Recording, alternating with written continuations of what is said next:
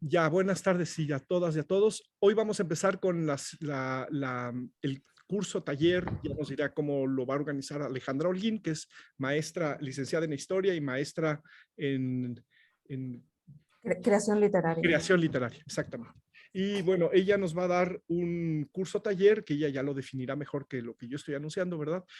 Sobre conventos femeninos en el siglo XVII para seguir el estudio del encomiástico poema de Sor Juana. Entonces, pues muchas gracias por sumarte, a Alejandra, a nuestro Papime, que ya vamos a aprender seguramente muchas cosas que a mí me importa, la visión histórica y el estudio desde la historia del teatro del pasado. Pero bueno, muchas gracias y bienvenida, te doy la palabra y ya.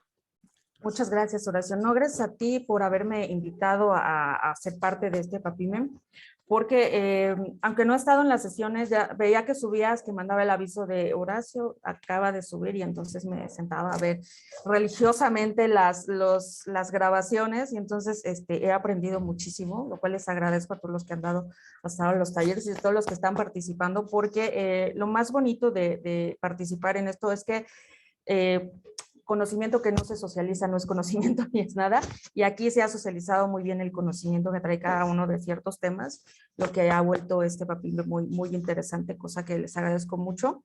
No me pude integrar porque, o sea, salí de la coordinación y todavía me comprometí a entregar un montón de cosas, y entonces seguía yo entregando ahí, incluido el plan de estudios, entonces ahí me entretuve muchísimo. Pero como les comentaba Horacio, yo fui definiendo a partir de los talleres que han ido dando hasta este momento, decidí optar por dar un taller sobre conventos en la Nueva España, porque estamos hablando de la obra de una de las monjas más importantes que tuvimos en la Nueva España, y que además es tan importante que se le considera el final del siglo de oro, ¿no? Para muchos. Entonces, me pareció importante ver el asunto de los conventos, cuya pues estudio recientemente ha cobrado como un auge inusitado, sobre todo desde la visión de género, porque el siglo XIX, sobre todo el pensamiento liberal, yo creo que arruinó muchas cosas. El pensamiento liberal, uno de ellos fue justamente cómo se enseña la Nueva España, ¿no? La Nueva España entonces eran malos, malos, malos, y nos arrebataron nuestros oros y los cambiaron por espejos y demás, ¿no? Como esa canción de Gabino Palomares, que es horrible, ¿no? La de la maldición de Malinche, que fueron modificando, pero yo les digo a los alumnos, yo los entiendo a los del 19 porque ellos estaban independizando de España, ¿no? Entonces entiendo que tuvieran que crear un discurso para distanciarse de la madre patria, ¿no? Y en el caso de los conventos novohispanos, tuvieron ese mismo camino en el discurso de los liberales, y se consideraron hasta hace muy poco tiempo, en realidad, como lugares, cárceles, ¿no? Como centros donde se reprimía a las mujeres,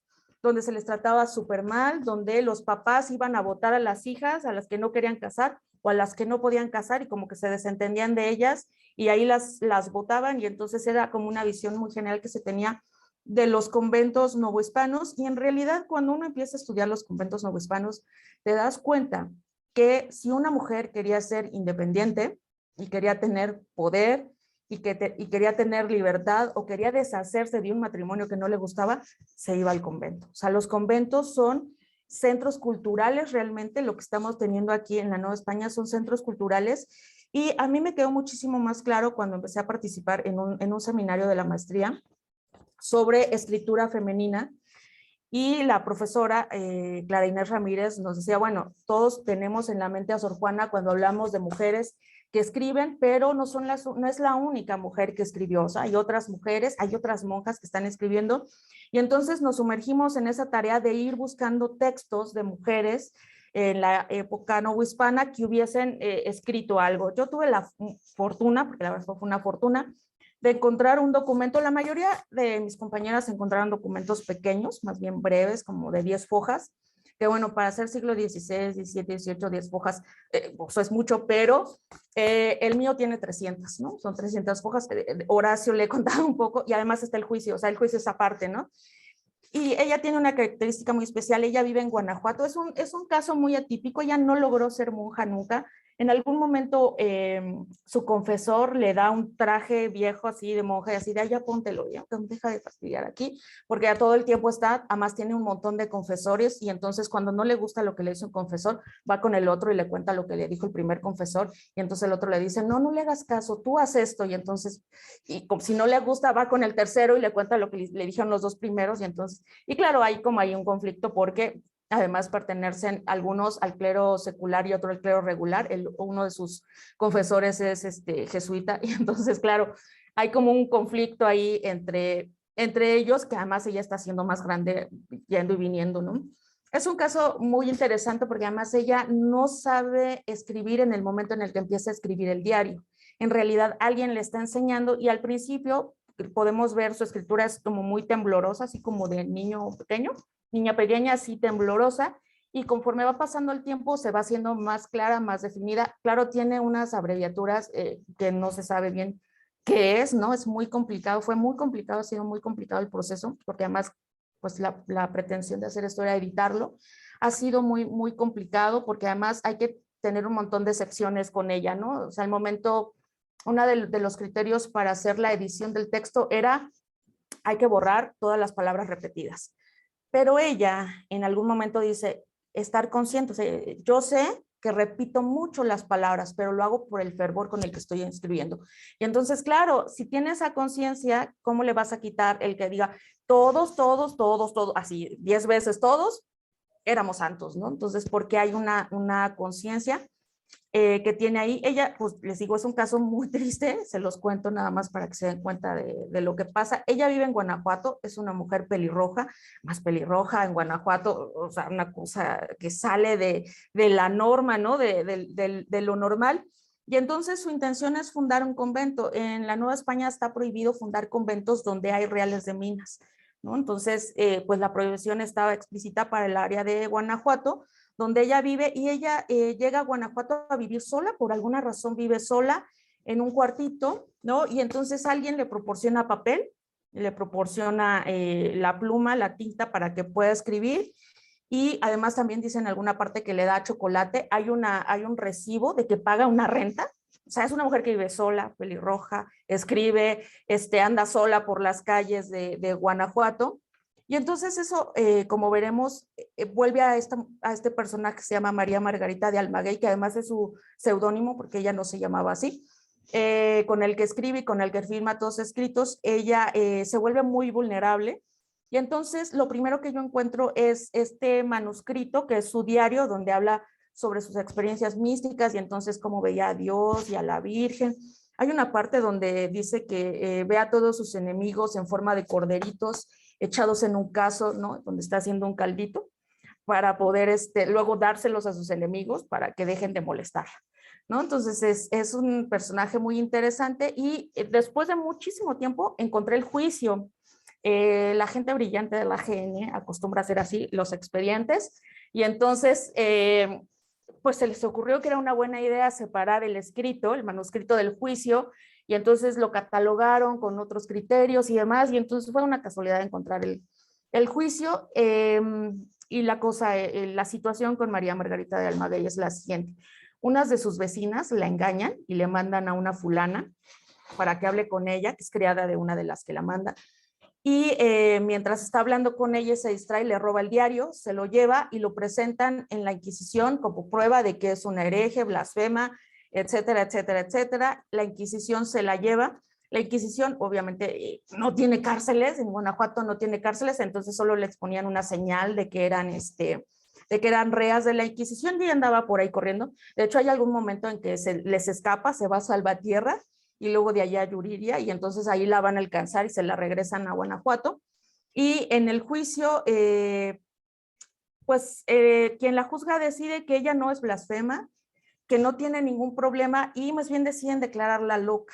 Entonces, lo que hacen es mandarla a un lugar donde puedan hacerse cargo, el Hospital de Mujeres Dementes, y entonces la mandan de Guanajuato a la Ciudad de México, al Hospital de Mujeres Dementes, que además es actualmente el archivo de la Secretaría de Salud, que si ustedes pasan por esa calle ahí todavía pueden ver en las puertas de madera las caras de los dementes, ahí están talladas, ¿no? En las puertas de madera.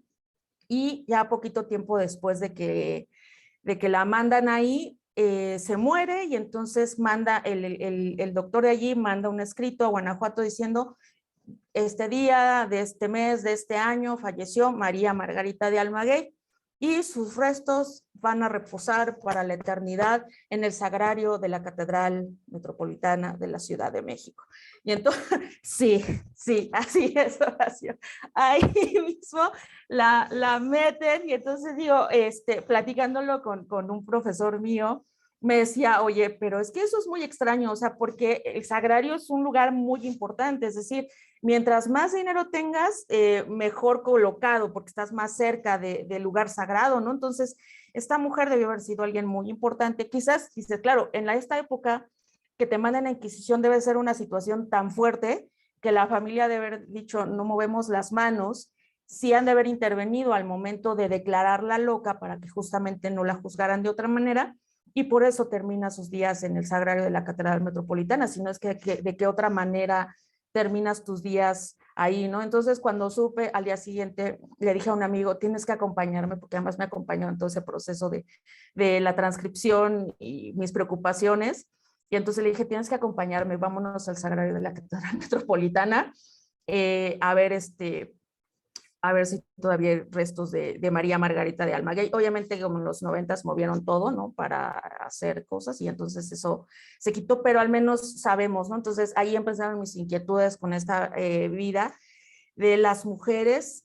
Ahí fue donde también entendí muchas otras cosas de los conventos novohispanos, porque justamente los otros escritos que fueron encontrando mis compañeras eran sobre monjas, ¿no? O sea, las monjas que escriben. Hay una cosa de la que hablaremos más adelante que se llama escritura por mandato. Cuando una monja tiene un confesor, siempre se le pide que escriba, ¿no? El confesor siempre le pide que escriba, sobre todo cuando tiene inquietudes. Una de las monjas más famosas, que sabemos que escribía por orden de su confesor, es Teresa de Ávila, ¿no? Teresa de Ávila, todos esos escritos que tienes por orden de su confesor. Y pues claro, al final le van metiendo la mano un poco, ¿no? Para que sus escritos, al ser publicados, pasen la censura. En nuestro caso, pues tenemos a Sor Juana, ¿no? Que es muy importante y que sus escritos se conocen, pero hay una serie de monjas que también escribieron, que sus escritos están allí, en algún lugar del AGN, esperando que alguien los publique. A partir de ese seminario en el que yo estuve, se creó un seminario todavía muchísimo más grande que se llamaba así, Escritos de Mujeres. Y justo con ese trabajo se empezaron a publicar, ¿no? Entonces ya hay una serie de publicaciones de estos escritos. Hay algunos que son totalmente eróticos. La verdad es que cada vez que leían los textos eran risitas así de risita nerviosa, ¿no? Porque es que la monja está describiendo relaciones sexuales, entonces es como si eran puras y o sea, está describiendo una relación sexual, como decía mi amigo, así de: eso es un orgasmo. O sea, esa mujer está describiendo ahí un orgasmo, es que no me cabe la menor duda. Entonces, la pregunta era: ¿de dónde tienen estas experiencias? Antonio Rubial, que es un historiador muy importante, dice que en algún momento, justo los conventos de monjas, hay una figura, ¿no? Cristo es una figura que tiene muchas representaciones, ¿no? Entonces está el Cristo que va en su mulita, ¿no? El del Domingo de Ramos. Pero hay un Cristo muy particular que es el Cristo muerto, el que aquí en México es conocido como los santos entierros, ¿no? Que es este Cristo muerto que está en una caja. Y entonces Rubial nos decía: esas figuras de esos Cristos muertos se vuelven muy populares en los conventos de monjas. Y entonces uno de los argumentos del arzobispo es: ¿por qué les gustan tanto esos hombres de cuerpos tan perfectos? Y entonces él decía: pues qué tan perfectos eran los cuerpos de esos santos entierros que tenían estas monjas ahí. Y entonces se les empieza a limitar que tengan este tipo de imágenes, ¿no? Entonces, yo he visto algunos del Renacimiento y digo: sí, están muy perfectos esos cuerpos. Digo, aquí en la Nueva España adquirieron otra dimensión, porque además, claro, es el Cristo que se mueve, ¿no? Generalmente muchos de estos Cristos, estos santos entierros se mueven, que eran los que utilizaban para las procesiones de Semana Santa. Y claro, pues aquí les encantaba la sangre, y entonces, mientras en Europa tenemos la reforma que dice no a las imágenes, en la Nueva España es como: no, mira, si se ven bien bonitas, y entonces llenas de sangre, con costillas reales, ¿no? Porque se ha visto que algunos tienen costillas reales, llenos de sangre, ¿no? Y algunos, algunas chicas creyentes, acostumbran dejarse crecer el cabello para cuando se los corten, los donan y les hacen su peluca, ¿no? Entonces, es una cosa que tienen esas imágenes. No son las únicas, vamos, a la mayoría de las imágenes muchas mujeres les donan su cabello para que les puedan hacer su peluca a manera de mando. Pero es ahí cuando empezó a surgir mi inquietud sobre estos temas, ¿no? Y sobre todo tener una visión muy distinta de estos centros que son los conventos novohispanos. Entonces, ya que estamos hablando de una monja del siglo XVII, es hora de hablar justamente de los conventos. Yo les voy a hablar un poco en términos generales sobre las funciones que tienen en esta primera sesión, sobre las funciones que tienen los conventos, porque tienen muchas funciones, sobre la creación del primer convento novohispano, todo lo que ocurrió para que se creara el primer convento de concepcionistas, que además tuvo que pasar muchas cosas, y esa creación está en medio de un chisme, bueno, está rodeada de muchos chismes. Uno de los más interesantes es que Felipe II da la autorización ya para que se funde ese convento porque le interesaba deshacerse de una hija ilegítima que tenía por allí, y entonces la fueron a depositar en el convento de concepcionistas de la Nueva España, porque además parece ser, o eso dicen los rumores, que era hija de la hermana de Montúfar, del arzobispo Montúfar. Entonces es mucha gente, mucho poder, tratado de ocultar ahí en la sombra de un convento, ¿no? Entonces, más o menos de eso van a tratar. Conforme vayan pasando las sesiones, vamos a introducirnos en la vida cotidiana de los conventos de monjas, qué se necesitaba para convertirse en monja, qué necesitaban las mujeres para convertirse en monjas, la vida cotidiana dentro de un convento, ¿no? Y finalmente le pedí a Horacio que me regalara la última hora de mi taller para invitar a una persona que seguramente ya conocen su nombre, porque Horacio nos hizo el favor de darnos su texto, que es una tesis de maestría, que además yo viví también con ella el proceso de creación de esa tesis. Ella es Daniela Pastor Telles. Ella hace un estudio sobre las virreinas y la importancia de las virreinas en la Nueva España, porque como sabemos, el virrey es el alter ego del rey, pero la virreina no es el alter ego de la reina, pero tiene funciones. Y entonces Daniela va desentrañando todas esas funciones que tiene la virreina. Ha seguido estudiando las virreinas ya como en una cuestión muchísimo más amplia, y ha llegado a estudiar justamente la relación de la virreina con Sor Juana, ¿no? Entonces, me parece que esa última hora de la última semana le pedí a Daniela que estuviera con nosotros. Ya me dijo que sí, ya me confirmó que sí puede estar con nosotros para que nos hable justamente, ¿no?, de la virreina y de la función de la virreina, que es tan importante, ¿no? Y sobre todo, en particular, de esta virreina y su relación con Sor Juana, ¿no? Entonces, más o menos así está estructurado este taller que les voy a dar. Hoy voy a hablar, solamente les digo, de las funciones, de la creación de ese primer convento novohispano y de las órdenes que vinieron y que fundaron conventos en la Nueva España, ¿no? Entonces, si les parece bien, les comparto mi pantalla.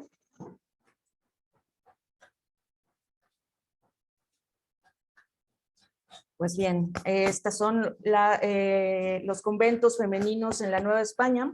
Le puse funciones y fundaciones porque, les digo, los conventos novohispanos tenían funciones que tenían que ver con lo social, con lo cultural, con lo arquitectónico y sobre todo con lo económico. De una vez se los adelanto, los conventos femeninos se convirtieron en la banca novohispana. Es decir, tienen mucho poder concentrado, muchos bienes concentrados por muchas razones, y entonces se vuelven la banca de la Nueva España. Una de las razones para meter a tu hija o que tu hija sea monja es tener un contacto, ¿no? Porque de pronto si necesitas un préstamo, pues qué mejor que tengas una hija ahí metida en el convento que te pueda servir de contacto para poder hacerlo, ¿no? Entonces, ¿cuál es la importancia social de los conventos en la Nueva España? En la Nueva España muy pronto se empiezan a crear conventos. A partir de mediados del siglo XVI se empiezan a crear los primeros, se crea el primer convento, y hacia el final del periodo colonial había 57 conventos, la mayoría concentrados en la Ciudad de México. Eran 22 en la Ciudad de México, 11 en la Ciudad de Puebla, y el último se crea hacia 1811, es decir, ya estamos avanzados en el periodo de la Guerra de Independencia, ¿no? En ese momento, en ese año, se funda el último convento, que además es un convento interesante porque se funda a solicitud de las élites, ¿no? Porque necesitan que alguien se haga cargo de la educación de sus hijas, y entonces ya les habían corrido a los jesuitas y necesitaban a alguien que se hiciera cargo, entonces ellos deciden en ese año crear un convento, ¿no? Para que se haga cargo justamente de la educación de sus hijas. El establecimiento de estos conventos, pues obviamente está avalado, auspiciado, promovido y demás por las otras órdenes mendicantes, ¿no? Estas órdenes regulares que ya sabemos que llegaron a la Nueva España. En primer lugar, pues están los franciscanos. El convento concepcionista está ligado a los franciscanos, los dominicos, los carmelitas y los agustinos. ¿Qué hacen estas órdenes con respecto a los conventos de monjas? Ellos son los que les dan la guía a seguir, la organización, la jerarquía, el espacio y generalmente también esta parte económica para poder impulsarlos. Eso es lo que hacen las órdenes que auspician estos conventos femeninos, ¿no? Entonces, por eso es muy importante la vinculación entre unos y otros. Luego, otra de las funciones, la más importante función que tiene un convento novohispano es resguardar la castidad de las mujeres, ¿no? El Renacimiento, yo no sé ustedes qué piensen del Renacimiento, yo cuando leo sobre el Renacimiento, hay un texto que me gusta mucho, que es Margaret King, que se llama Mujeres del Renacimiento, en busca de un espacio, y la verdad es que el Renacimiento nos dio en la torre a las mujeres, ¿no? Porque es el que redefine los roles sociales que debe tener una mujer.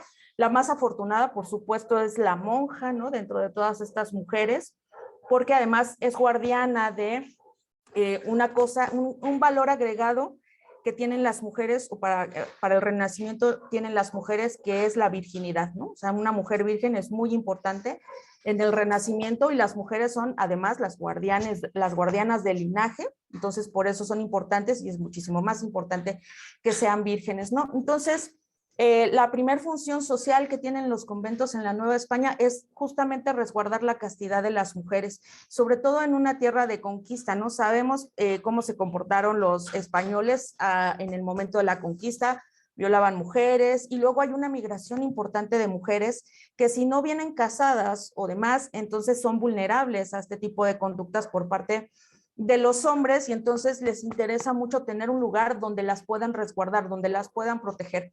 Entonces, responden justamente a la migración femenina que empieza a haber en la Nueva España. Y otra cosa muy importante es que es un centro que además de resguardo sirve para educar a las mujeres, ¿no? Ya sea por su vocación, por orfandad o pobreza, se educa a estas mujeres que o no han podido contraer matrimonio o no lo iban a contraer, ¿no? Entonces es muy importante, esa es una de sus funciones sociales. Y la otra también muy importante es las monjas son modelos de conducta, entonces ellas ayudan a difundir la devoción familiar, ¿no? Entonces, sobre todo en un proceso de evangelización como el que se está viviendo en México. Las fundaciones monásticas femeninas, hay que decirlo de una buena vez, están estrechamente vinculadas a las élites sociales, ¿no? Es decir, los primeros conventos o estos primeros lugares de resguardo de las mujeres van enfocados a las españolas, a las hijas de los españoles que están llegando, o a la élite de las sociedades prehispánicas, ¿no? O sea, la élite indígena, mujeres están enfocados hacia ellas. Y entonces, este es un asunto muy interesante porque dice una autora, la presencia o ausencia de un convento en una ciudad es un indicador de su esplendor económico y cultural, ¿no? Entonces, mientras más fundaciones tenga una ciudad, quiere decir que es más importante, ¿no? Por eso la Ciudad de México tiene 22 conventos, ¿no? Luego sigue Puebla con 11, luego Oaxaca tiene 5. Entonces, digamos, en importancia, la Ciudad de México es muy importante por la cantidad de conventos que se fundan. Y en este asunto quisiera detenerme porque cuando uno empieza a revisar la historiografía sobre la Nueva España, ustedes lo que van a ver, sobre todo para contextualizar a la autora y a su obra, hay mucho sobre el 16, por supuesto, pues es del momento del contacto, llámenle como quieran. Y luego hay mucho sobre el 18, porque es el momento de las reformas borbónicas, el cambio de dinastía y demás. Entonces hay mucho escrito sobre eso. Y de pronto el 17 fue olvidado para historiar, además hay fuentes que son muy difíciles. En el siglo XVII, en novohispano, entonces es muy complicado. Quien se mete en el siglo XVII, así como Horacio, está muy armado de mucha paciencia debido a la complejidad de las fuentes, pero sí hubo un detonante dentro de la historiografía novohispana, que es muy importante, sobre todo porque esto empieza en Europa. Toda la historiografía habla sobre la famosa crisis del siglo XVII. En Europa, en el siglo XVII, sí hubo una crisis económica generalizada y se puede focalizar, estuvo focalizada en muchos lugares, pero sí se puede hablar de una crisis generalizada. Y como tema, es un tema que tiró ríos y ríos y ríos de tinta. Un profesor me decía, toda persona que se precie de ser buen historiador tiene que haber hablado en algún momento de su vida de la crisis del siglo XVII. Entonces empezaron por decir que había habido una crisis, se escribió mucho sobre la crisis, y luego empezaron a decir, bueno, sí hubo una crisis, pero hablemos porque no hubo una crisis generalizada, sino una serie de crisis, ¿no? Entonces ya los últimos, para los años 90, empiezan a decir, bueno, pero ¿crisis de qué? Y además eso ya es un asunto súper de moda. Ya no hay que hablar de la crisis del siglo XVII, ya los últimos se dedicaron a negar la crisis. Y entonces hay un historiador japonés que empieza a estudiar Japón en el siglo XVII y entonces les contesta a estos europeos o a esta visión occidental de maneras de hacer historia. Pues yo ya estudié Japón en el siglo XVII y no encuentro crisis en Japón en el siglo XVII, entonces empiezo a tener mis reservas de que haya habido una crisis generalizada como ustedes lo presentan. Y entonces desde México también se empieza a contestar, bueno, sí hubo una crisis, pero hay excepciones, y entonces de pronto en la Nueva España, excepciones por aquí, excepciones por allá. Además, hay tantas excepciones que al final, cuando ustedes revisen la historiografía sobre el siglo XVII, está dividida en esos dos. ¿Hubo una crisis o no hubo una crisis en el siglo XVII? Yo creo que no hubo una crisis en el siglo XVII, sino más bien la Nueva España tiene una autosuficiencia muy clara, y una profesora justamente vinculaba ese tema con la obra de Sor Juana y decía, si hubiésemos tenido una crisis de la magnitud de Europa, no hubiera sido posible la figura de Sor Juana. O sea, necesitamos que esta sociedad estuviera en las mejores condiciones posibles para que la obra de Sor Juana pudiera surgir. Y entonces, cuando empezamos a revisar, ¿no? O estas nuevas revisiones que se hacen ya sobre el siglo XVII, sin esta mirada de la crisis, lo que se empieza a ver ahí es que en realidad sí hay una autosuficiencia, ¿no? El consulado mexicano de comerciantes son los que reparten el pastel, ¿no? Son los que están saliendo al mundo, lo dominan, lo controlan económicamente hablando. Está prohibido el comercio entre los virreinatos, a estos les vale, tienen vínculos hasta Perú, ¿no? De pronto se reunían, y cuando venían los comerciantes catalanes y los aragoneses a Veracruz, al puerto de Veracruz, a dejar sus mercancías, el consulado decía, pues no les compramos, ¿no? Hasta que nos bajen los precios. Y entonces eso les daba un montón de coraje a los otros, que pues ni modo, tenían que bajarles los precios. Y claro, los otros estaban súper enojados con la corona porque les daba tantos permisos, pero lo que se ve es que justamente la cuestión financiera de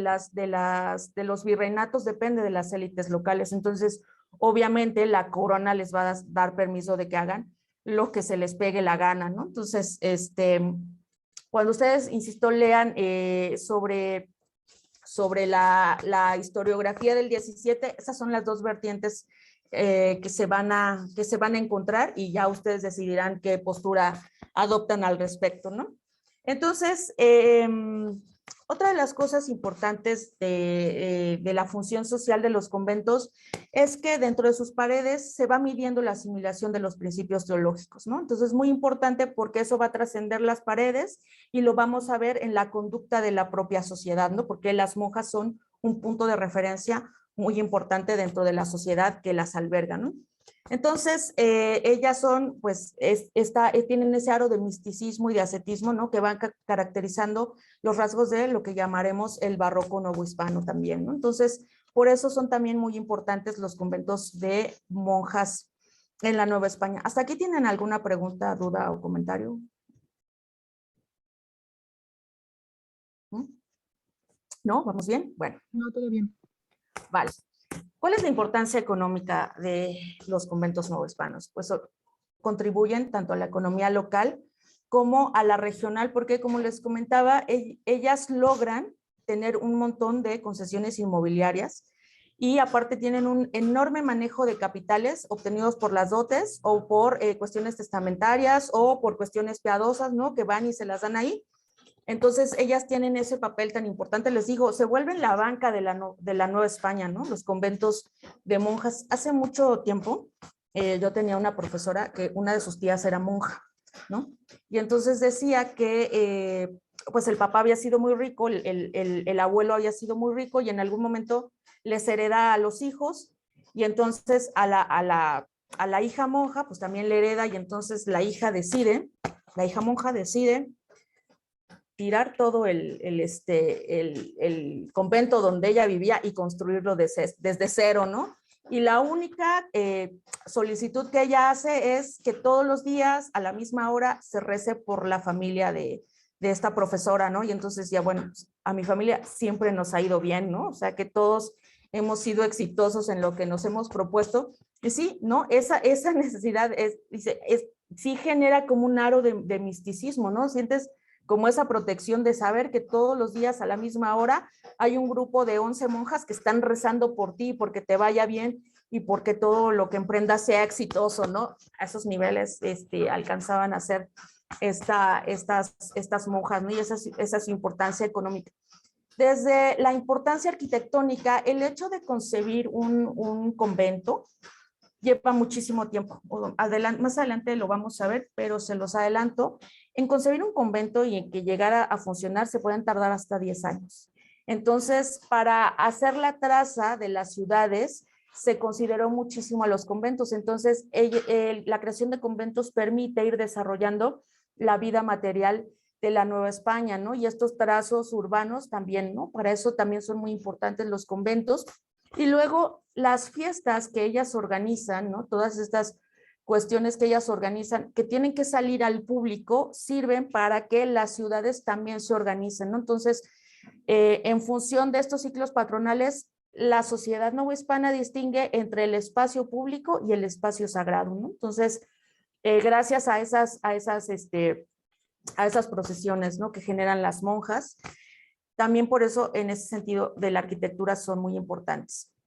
Ahora bien, las fundaciones, este es un cuadro muy bonito, ahí están todas las órdenes, ¿no? Con sus respectivos hábitos, luego hablamos de los hábitos para que aprendan a distinguir monja de dónde es, de acuerdo al hábito que viste. Y como les decía, a partir de la segunda mitad del 16 es cuando hay un mayor número de conventos fundados, 47 se fundaron en 47 años se fundaron 19 instituciones de clausura femenina, o sea que son muchos, digamos, si tenemos al final de la época colonial 57, 19 para una sociedad en construcción, pues son muchos conventos. Y lo que les decía es que se tardan alrededor de 10 años en fundar un convento. Se tardan mucho tiempo porque eso incluye la planeación, instalar la vida de clausura y luego el proceso de reconocimiento, de conseguir la real cédula, ¿no? de la fundación y luego las bulas papales que aprueban el funcionamiento, las directrices o las transformaciones que llegan a tener los conventos, ¿no? Entonces, en la segunda mitad del 16 es un lapso de 10 años que se tardan en fundar un convento. Sin embargo, a lo largo de los siglos se va haciendo más largo, ¿no? Ya a mediados del siglo XVIII, el lapso incrementa a 20 años. Se tarda muchísimo más en la creación de un convento y ya para la segunda mitad del 18 y la primera década del 19 se tardan 27 años en la fundación de un convento y otro. Así que, como verán, por eso hay 57, vamos, ¿no? Porque es un proceso muy largo y además hay que concebir la gracia de muchas autoridades. Hay muchas autoridades que intervienen en la fundación de un convento y todas tienen que estar de acuerdo, ¿no? Entonces, por eso se va volviendo tan largo este proceso de fundación de conventos. Yo tengo una amiga que se dedica a estudiar conventos y me decía que a ella lo que le daba la impresión de las fundaciones de los conventos era que el primer convento había un grupo de monjas que se peleaban entre ellas y entonces se salían para fundar otro convento y así, ¿no? Eran peleas de monjas que se salían y se iban a fundar un convento y entonces entre que se peleaban y lograban que alguien les hiciera caso, para poder hacer la fundación, pasaba muchísimo tiempo y tenían ahí que estar conviviendo de mala manera. ¿Pero qué se debe justamente que haya periodos tan largos? Porque hay una relación muy estrecha entre los monasterios y la dinámica de la propia ciudad que los alberga. Ese cuadro que ven ustedes ahí se llama El traslado de monjas, es muy, muy conocido, porque es la fundación de un nuevo convento, ¿no? Es el nuevo edificio, y entonces se hacía una fiesta. En la Nueva España se hacía una fiesta para trasladar a las monjas, entonces ellas van con su velo negro, cubiertas, y se hace toda una procesión a la que asisten muchos personajes muy importantes. La ciudad se vuelca para ver cómo las monjas son trasladadas de un edificio a otro, ¿no? Entonces es una fiesta muy importante. Este cuadro se llama así, El traslado de monjas, por eso lo puse así, porque les digo, es una relación muy estrecha la que existe entre la ciudad y los monasterios de monjas, ¿no? Otra de las razones por las cuales se tardaba mucho la fundación eran las cuestiones materiales, ¿no? Entonces había que buscar un solar que fuera adecuado y además tener el dinero suficiente que garantizara la obra de principio a fin, ¿no? No la podías dejar inconclusa, y entonces tener mucho dinero para poder llevar a cabo la creación del convento.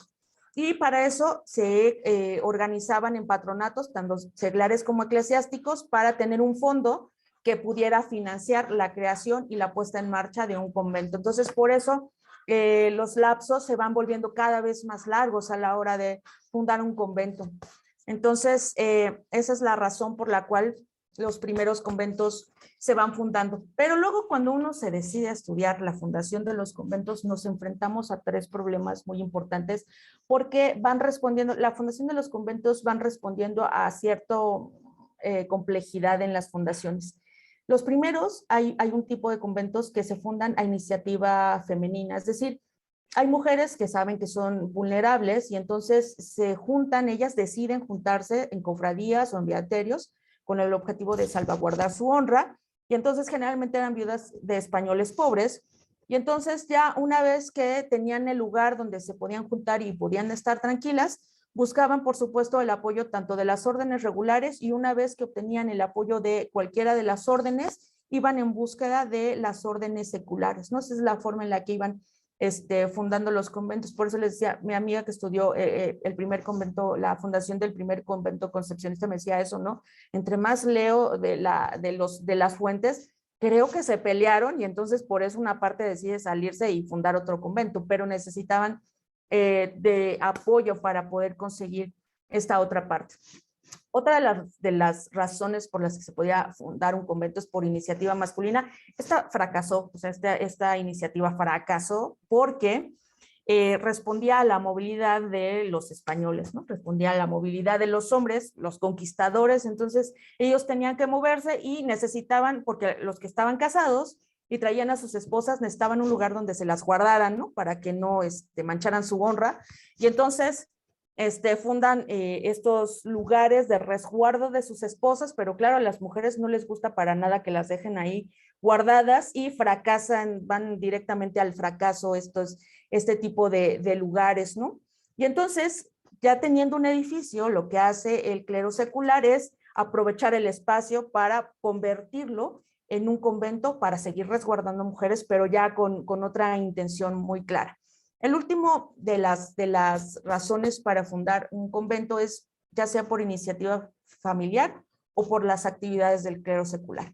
En estos casos, iniciaban como una cofradía o un colegio, conseguían un edificio anexo a alguna iglesia, y entonces generalmente todos estos estaban relacionados con el proceso de educación de la Nueva España, ¿no?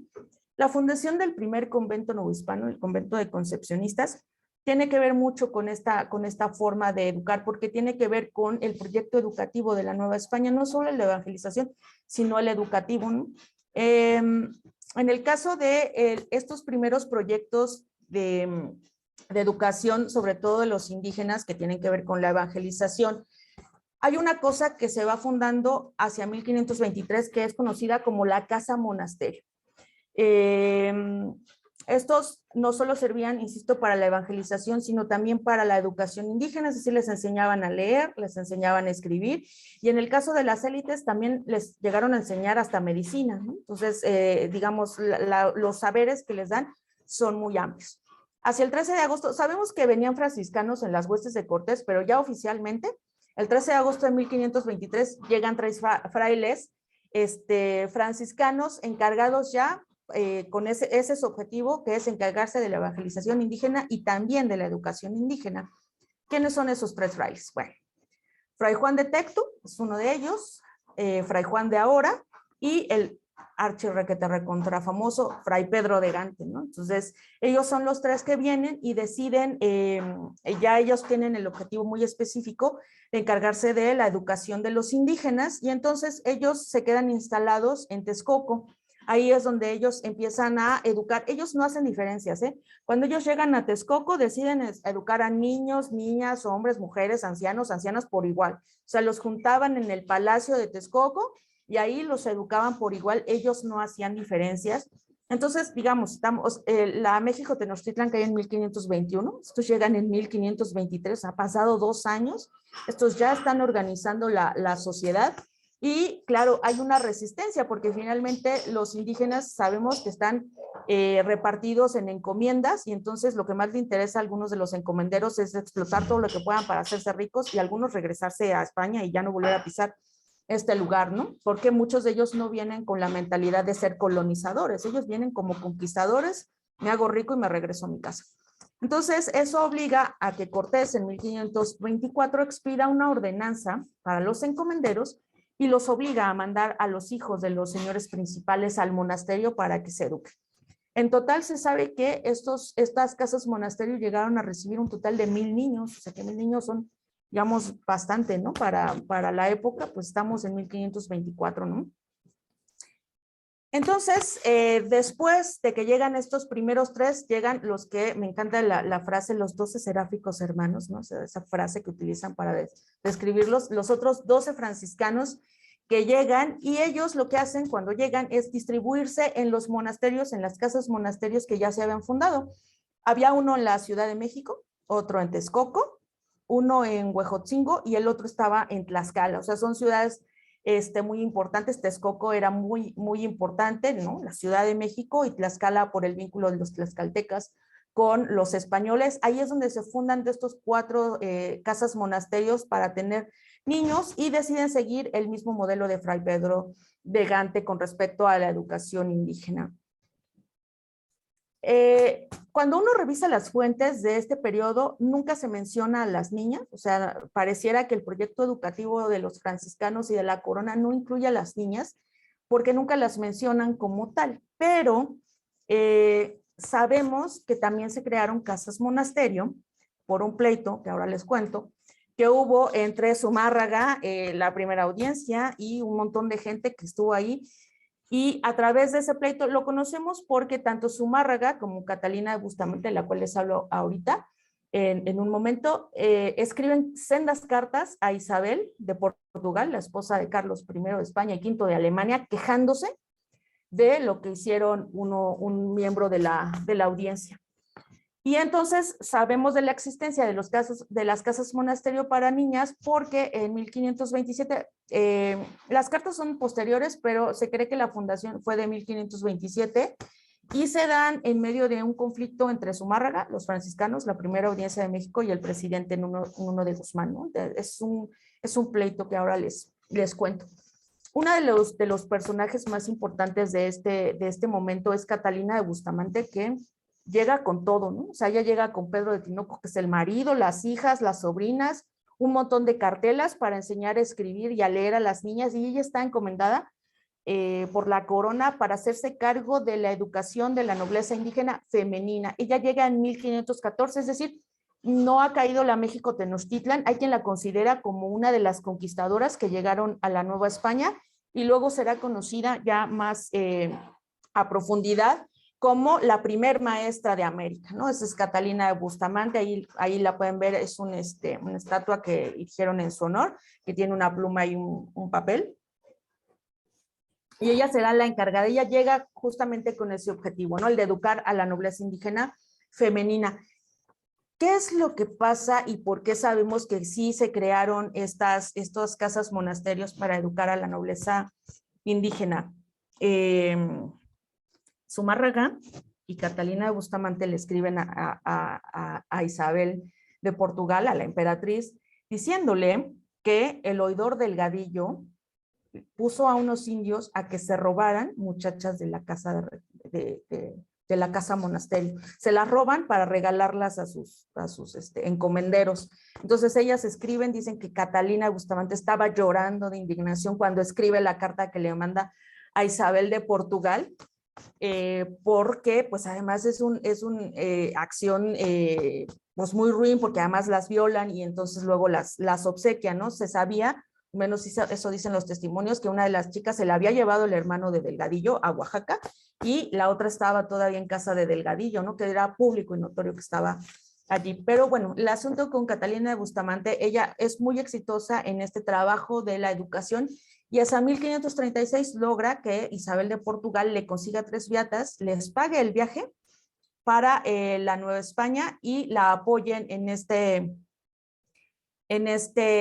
proceso de educación. Alguien, Noel, la parroquia de tu casa es Santa Isabel de Portugal. Bueno, Isabel de Portugal es la esposa de Carlos I de España y Quito de Alemania. Y ella, después de lo que les acabo de contar, ella decide hacerse cargo de la educación de las mujeres, ¿no? Y así ya va a poner mucha atención a lo que está pasando con las mujeres en la recién nacida Nueva España, ¿no? Entonces, en estos recogimientos, sabemos por estas cartas, por este problema, que llegaron a habitar hasta 300 mujeres. Había 3 recogimientos, uno estaba también en Texcoco, el otro estaba en Tlaxcala, y el otro también estaba en Huejotzingo, o sea, son 3, prácticamente son equivalentes a los de los hombres, y entonces, pues son 300 mujeres en cada uno, o sea, son casi también 900 mujeres. Y entonces, claro, para Catalina, sus 2 hijas más las 2 sobrinas, pues era demasiado. Entonces Isabel le manda, ¿no? A otras 3 mujeres más y ella es la que decide pagar el viaje. Entonces, el fracaso de este modelo de casa casa monasterio que inician los franciscanos tiene que ver con ese pleito entre Cortés, la primera audiencia, Zumárraga, los franciscanos, porque como les comentaba, Delgadillo se roba, o sea, manda a unos indios para que pongan una escalera en el muro de la casa, se metan, saquen a las muchachas por ahí mismo y entonces se las lleven para regalarlas, ¿no? Entonces, les digo, sabemos de la existencia porque ellos se quejan y están ahí las cartas y se pueden consultar. Delgadillo, claro, él no lo hace él mismo, sino que manda a su hermano, que era Justicia Mayor de Oaxaca, y entonces aquí está, este es un fragmento de la carta que dice: sacó 2 de ellas por las paredes altas, haciendo subir a la cerca a los indios, las hizo sacar y llevar a México. La una dicen que la llevó el mismo hermano a Oaxaca y la otra que está en casa de Delgadillo y no hay duda porque es público y notorio. Esta es una de las cartas, es la carta de Catalina de Bustamante a Isabel de Portugal para enterarse qué fue lo que pasó. Estas casas monasterio pues llegan a ser muy importantes, ¿no? Porque en ellas no solo está la nobleza indígena, hay una hija de Cortés metida ahí y 2 hijas de Moctezuma metidas también en estos lugares. Y claro, el hecho de que se robaran a las chicas, pues es un golpe brutal para este proyecto educativo, ¿no? Entonces, de ahí se empieza a considerar que debe existir un convento para que ayude a resguardar muchísimo mejor a las mujeres. Entonces, pues después de este gran conflicto, los franciscanos siguieron haciéndose cargo de la educación y evangelización de las niñas indígenas, pero como les decía, Isabel de Portugal toma cartas en el asunto y entonces decide que ella es la que va a dar las órdenes para poder seguir con la educación en el caso de las mujeres. Y luego tenemos un montón de fuentes, digo un montón por decir algo, porque hay fuentes totalmente perdidas para reconstruir algunas partes, pero sí entre 1530 y 1538, la corona empieza a mandar un montón de cédulas y en las cuales les ordenaban a la Real Audiencia y al obispo que crearan casas monasterios, ya con otros criterios diferentes a las primeras que fundan los franciscanos.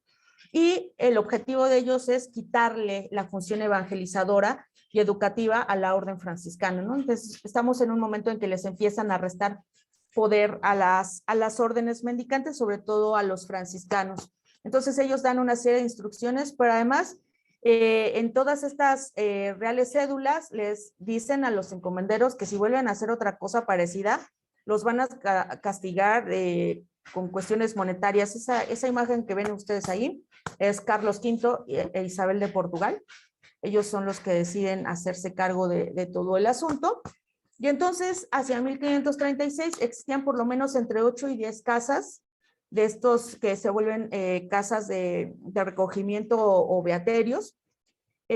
Son dirigidas por beatas llegadas desde España y son lugares en donde se les enseña a leer, a escribir y a labrar, entre otras cosas.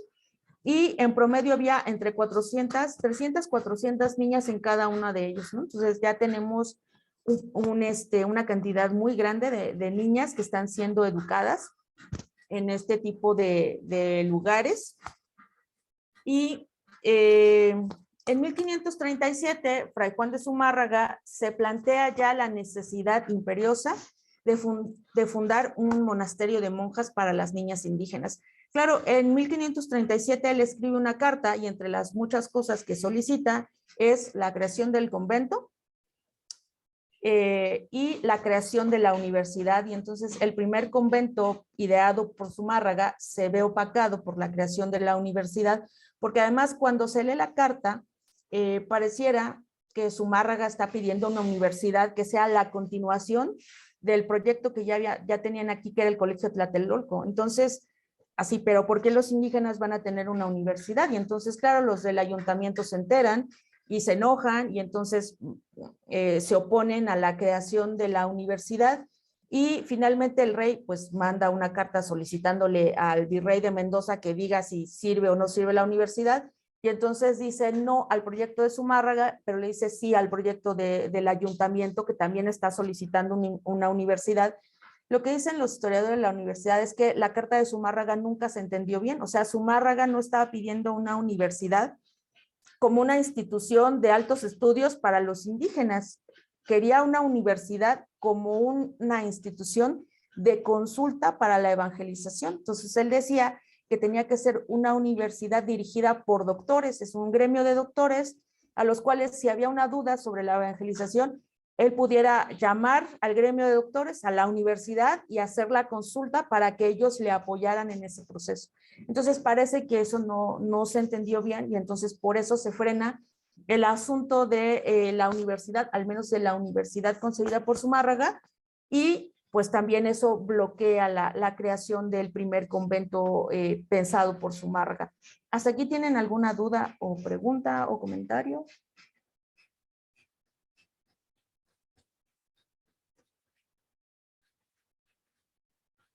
¿No? ¿Sí? ¿Todo vamos bien? Vamos bien. Vamos bien, muy bien. ¿Cómo? Parece ¿Sí? que Vamos sí, vamos bien. Ok. Pues, si Muy maravilloso. Si no, pregúntales algo a ver si van tan bien. Ok, entonces les voy a preguntar. Ese que ven ahí es Zumárraga, que además Zumárraga pasa la historia como el que no aceptó el culto a la guadalupana, ¿no? Entonces el pobre hombre. Pero bueno, pues él, digamos, tiene muchas cosas en la mente y entonces para él las casas de recogimiento, ¿no? Estos beaterios que dirigen y que ya hay fundados, les digo, entre 8 y 10 más o menos, tienen un problema que tiene que ver con las paredes bajas, o sea, las paredes son muy bajitas y estaban en lugares muy públicos, entonces eso se prestaba para que ocurriera un evento parecido al de Delgadillo, ¿no? Que de pronto llegaran, se sacaran a las chicas, se las llevaran, las secuestraran, las violaran y luego las dieran como tributo, las vendieran o las utilizaran de esclavas. Entonces él decía que ese era un problema y que un convento lo podía solucionar, ¿no? Entonces, la otra intención que él tiene de fundar el convento es parar esta cuestión que tenían los indígenas de regalar a las hijas, ¿no? O sea, regalaban a las hijas a los conquistadores, obviamente para crear un vínculo, pero él pretendía que, pues si no las iban a casar, ahora sí que como Dios manda, mejor las metieran a un convento y las dejaran en paz.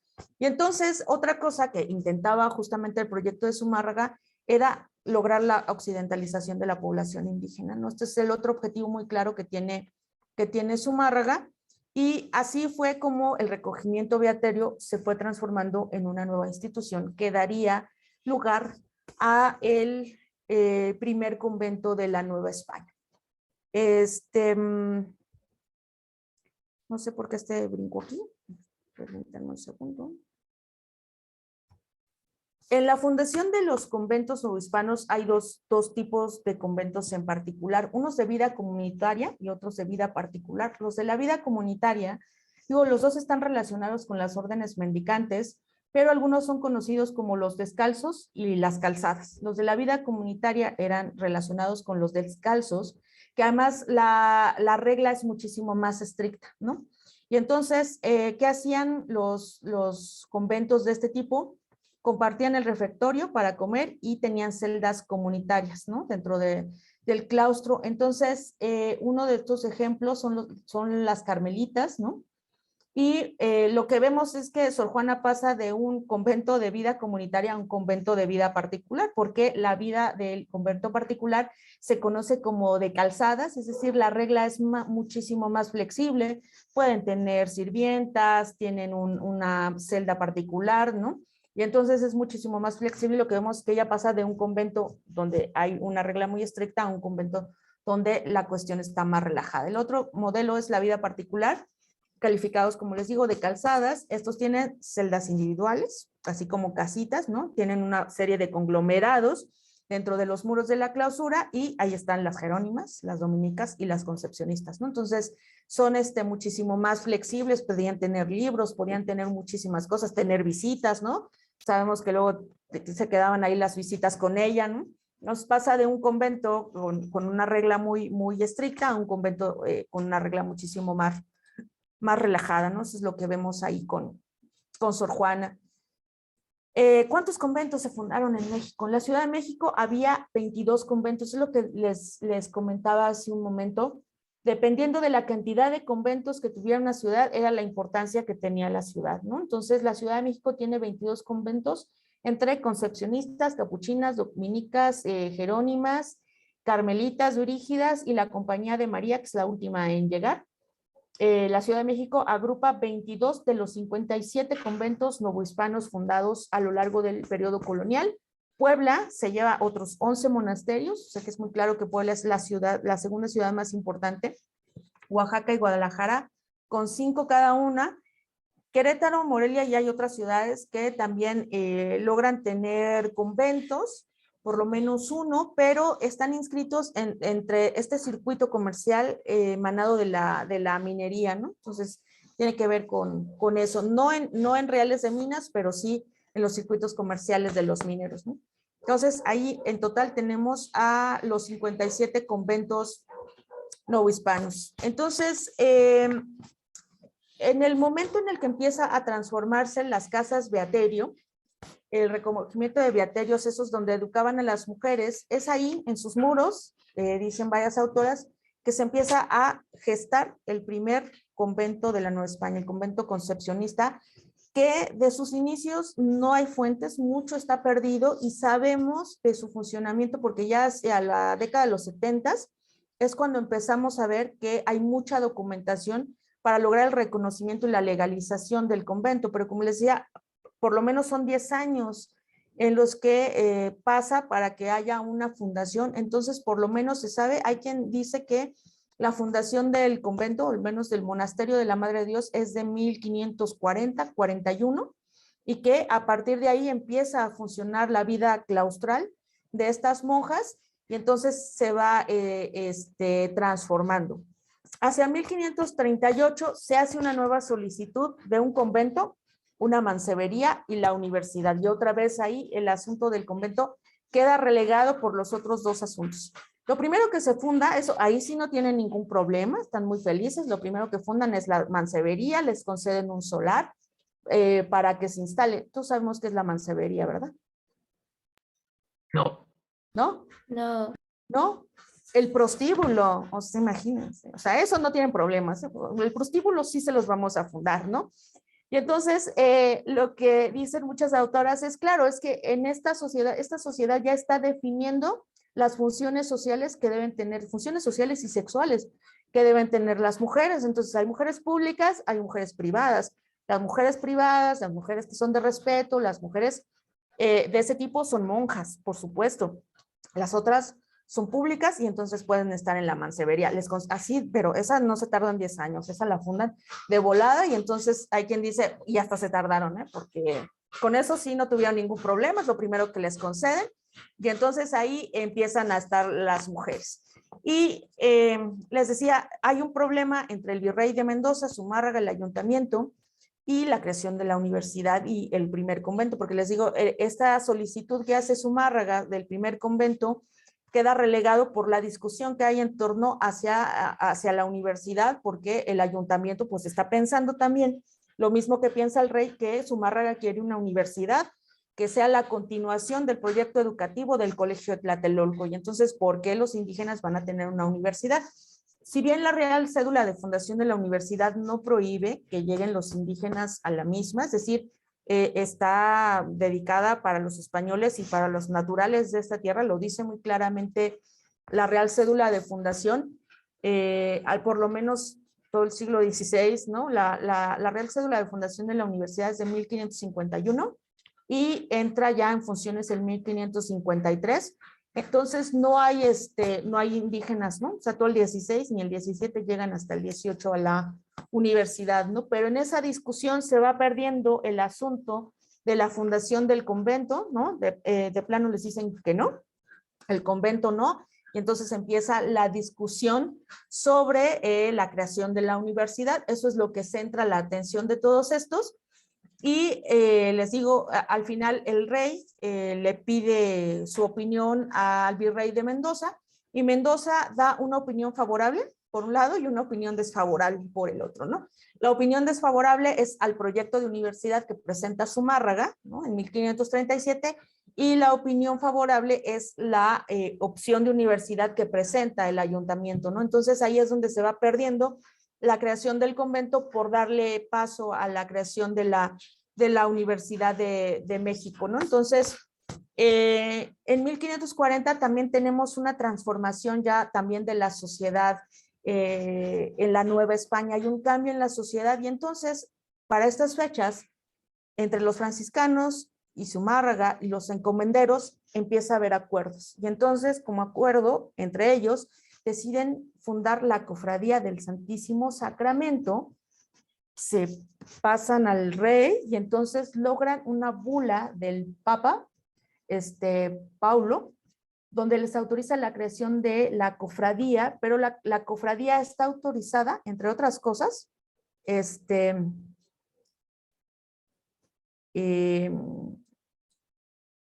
pueden fundar iglesias, casas, monasterios y hospitales, ¿no? Y entonces es aquí donde el monasterio de la Madre de Dios, ¿no? De estas casas de recogimiento que se van convirtiendo en el monasterio de la Madre de Dios, se empieza a gestar el primer convento concepcionista de la historia, ¿no? Por eso en la historiografía muchos ubican 1540-41 como la creación del convento concepcionista, por este acuerdo al que llegan todos ellos, ¿no? Aquí ya vemos un cambio de mentalidad entre ellos y entonces, ahora sí, es lo que les decía, muchas autoridades tienen que ponerse de acuerdo para poder lograr la creación de un convento en la Nueva España. Entonces, en este momento, ya pasaron 20 años, ¿no? De la caída de la México Tenochtitlán y entonces la sociedad también está cambiando y también, claro, hay respuestas, ¿no?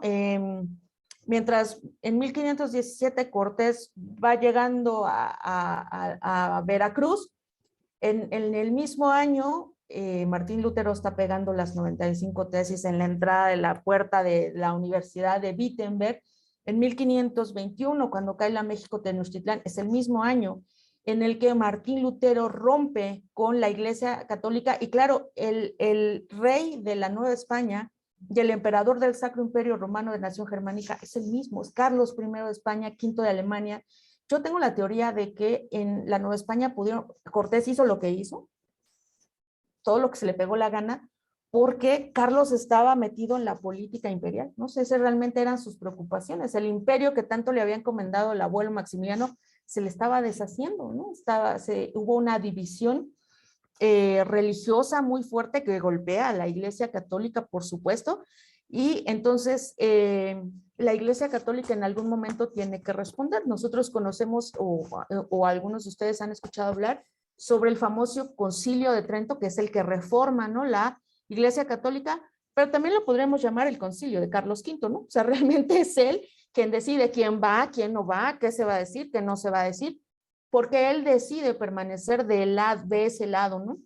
Entonces, él está tan centrado en las cuestiones del imperio que deja de lado toda la política, no solo de la Nueva España, de la naciente Nueva España, sino de Castilla y Aragón. Cuando regresa a Castilla, tiene el levantamiento de los comuneros de Castilla, que están súper enojados con él. Entonces, él tiene muchos problemas, y cuando él realmente se empieza a hacer cargo de lo que está ocurriendo tanto en Castilla, en Aragón y en sus posesiones allende el mar, es cuando les empieza a poner un alto, es cuando empieza a desaparecer las encomiendas, porque a él no le parece que si los indígenas son sus súbditos y los otros son sus súbditos estén rindiéndole pleitesía a sus otros súbditos. Eso no le parece. Y entonces, en cuanto empiezan a vacar las encomiendas, las empieza a desaparecer. Digo, hay algunos que logran que la encomienda dure una segunda vida y hasta una tercera vida, pero él empieza a quitarles esos privilegios, también empieza a quitarles privilegios a las órdenes mendicantes, porque, como ustedes recordarán, Martín Lutero era un fraile agustino. Aquí a los agustinos les va súper mal después del movimiento luterano, y entonces todos son mirados sospechosamente, les llegan a quitar casas, ¿no? Justamente todo emanado por el asunto de la reforma.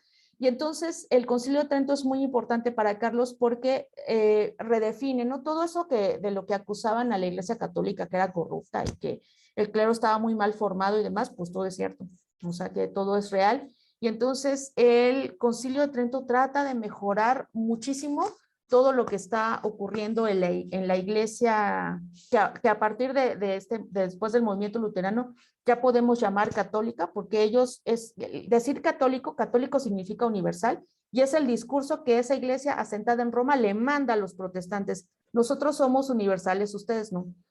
Entonces, la Iglesia Católica se reformula, se reforma, y hay muchas cosas que empiezan a hacer o empiezan a trabajar en respuesta justamente al impacto de la reforma en el Sacro Imperio Romano de nación germánica, ¿no? Entonces, eso obliga o cambia mucho de la perspectiva que tienen muchos de estos, ¿no? Entonces, mientras el mundo protestante dice no a las imágenes, bueno, aquí en la Nueva España nos encantan las imágenes, ¿no? Y además se mueven y demás, y además los indígenas tenían esta técnica de la pasta de caña, ¿no?, que hacía que las figuras fueran menos pesadas, como estas tallas en madera, y entonces, claro, las podías sacar en procesión y no te cansabas y hacías muchas cosas más. Por eso tienes estos cristos melenudos y sangrantes que les gustan tanto, que hay aquí un montón a lo largo y ancho de México, ¿no? Son el resultado, son la gran respuesta de la religiosidad que se va a vivir después de la Reforma Luterana y del Concilio de Trento, ¿no? Entonces, no imágenes, pues ahí te van, ¿no?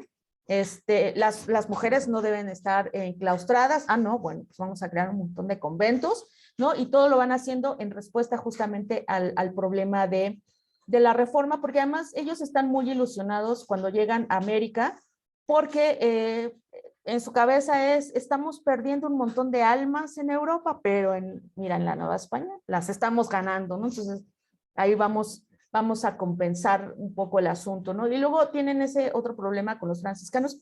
Hoy día los franciscanos están divididos con respecto a eso, porque se sabe que los franciscanos estaban regidos un poco por los principios de Joaquín de Fiore, ¿no? Joaquín de Fiore dividía las edades entre la edad del Padre, la edad del Hijo y la edad del Espíritu Santo, y él decía que en algún momento iba a haber un cambio tan grande que iba a provocar que se instalara la edad del Espíritu Santo.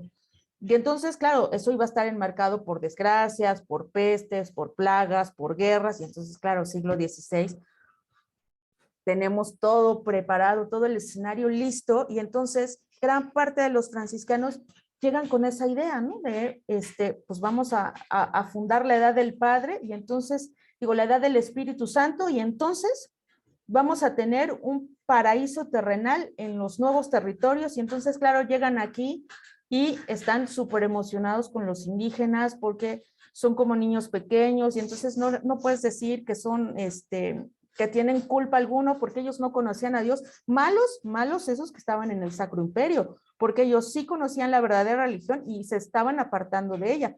Pero a estos no los podías juzgar por esto, estos eran inocentes y puros y lindos. Y bueno, así les metieron muchos goles a los franciscanos, ¿no? Porque empiezan, una de las visiones más generales de la conquista es pensar que los indígenas fueron muy pasivos ante el proceso de conquista, y la verdad es que no fue así. Como el que salió a golpearse con los españoles, también están estos otros que muy pronto aprenden el idioma, muy pronto aprenden las nuevas reglas de esa sociedad y se empiezan a mover conforme a las reglas de esa sociedad.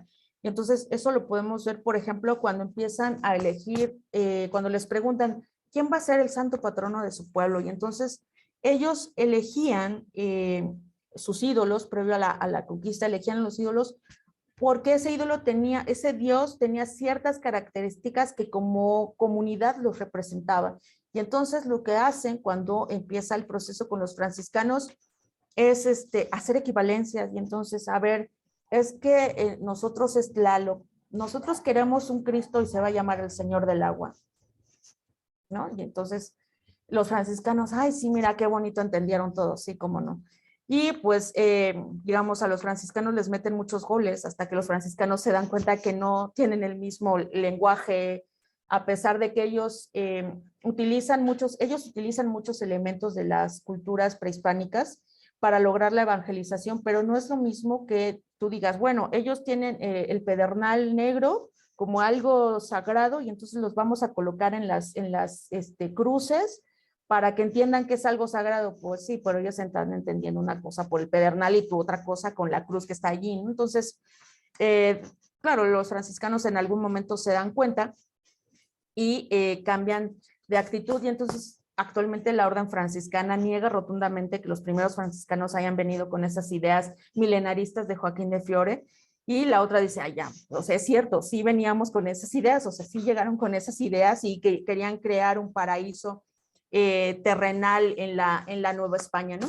Entonces, por eso les decía en la historiografía de los conventos, el primer convento concepcionista, por eso se considera que inicia en 1540, ¿no? Porque ya hay muchas voluntades que se están congregando ahí para la creación de un convento.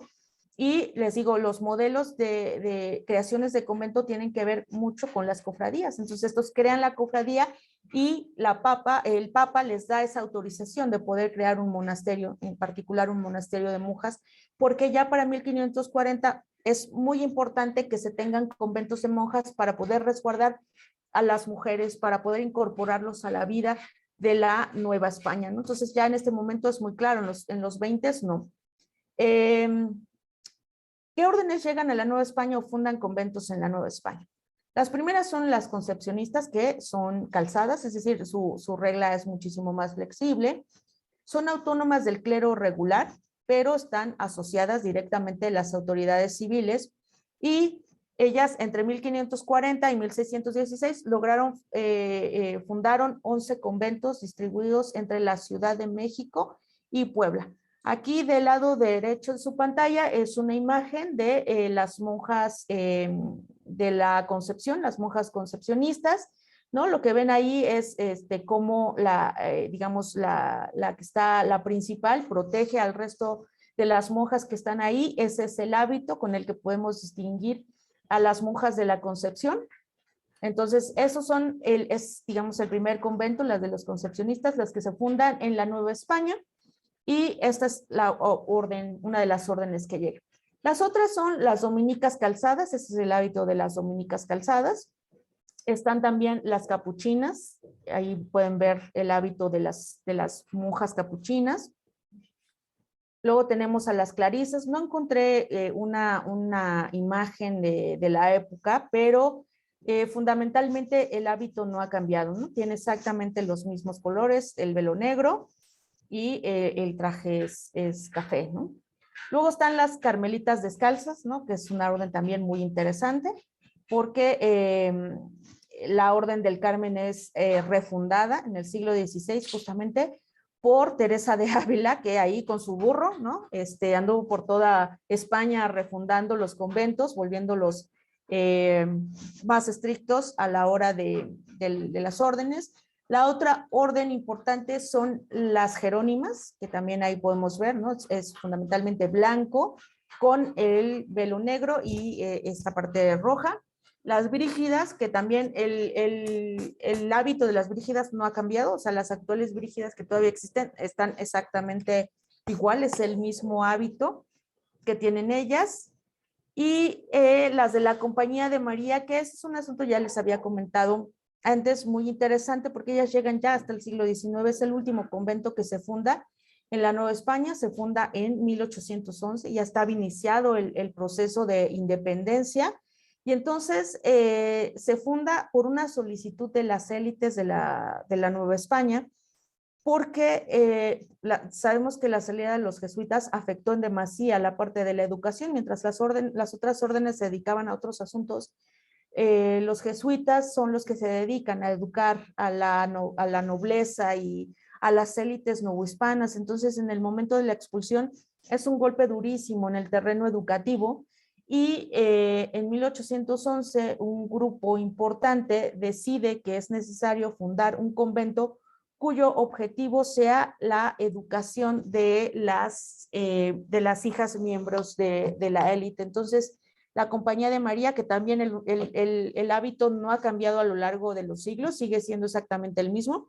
De hecho, mientras preparaba el curso me encontré con la página de la Compañía de María, que todavía existe, que todavía se dedica a la educación de mujeres. Ellas llegan en el 19 y fundan un convento, pero que está encargado de un colegio, ¿no? Entonces está el convento y anexo tiene un colegio donde van las élites novohispanas, ¿no? Entonces, esto es, digamos, como en términos generales, el proceso de creación de los conventos novohispanos, lo que hay detrás de la creación de un convento novohispano y las órdenes que llegaron a instalarse en la Nueva España. No sé si tienen alguna pregunta, duda, comentario, algo que quieran agregar, o comentar, algo. Noel, adelante. Algo que me llamó la atención fue que, entendiendo el uso que le daban a los conventos, se construyeran veintitantos conventos en 50 años. Me hizo pensar cómo estaba la economía de la sociedad, si lo usaban como bancos, cómo es que iban creciendo de a poco, porque fueron casi un convento cada 2 años. Entonces, pues eso se me hizo curioso, como qué hace la Nueva España con su dinero. Y bueno, también llegó a mi mente, ¿de verdad quieren poner a las mujeres allí porque creen que es algo que necesitan para ellas, o es algo como muy personal, políticamente hablando, como si fuera un lugar en el que ellos necesitan ese convento allí porque les conviene, dado a todo el pensamiento que va alrededor de ellos, como si un convento les convendría a ellos que estuviera allí, no tanto solamente por el hecho de poner a mujeres allí para sino algo político. Eso fue lo que llegó a mi mente, nada más.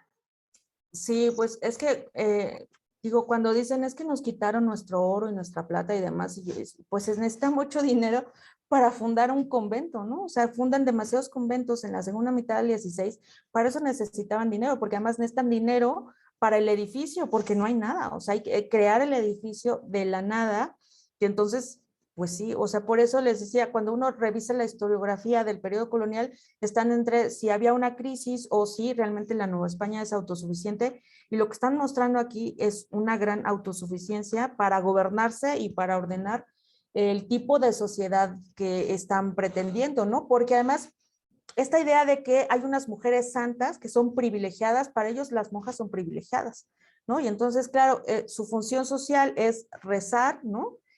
O sea, no solo le dan prestigio a la sociedad, sino que además rezan por ella, y entonces es como una especie de son intermediarias con la divinidad, ¿no? Para ellos eso también es muy importante. Entonces, claro, necesitas fundar esos conventos. Y sí, vas allá de resguardarlas, porque al final se vuelven lugares muy convenientes para ellos, ¿no? Políticamente hablando también lo son, porque ya vimos que también hay una política detrás de las fundaciones de cada convento, ¿no? No es pero no es casualidad, pues, ¿no? Sí es una Es cuestión cierto. tanto política. Sí, sí.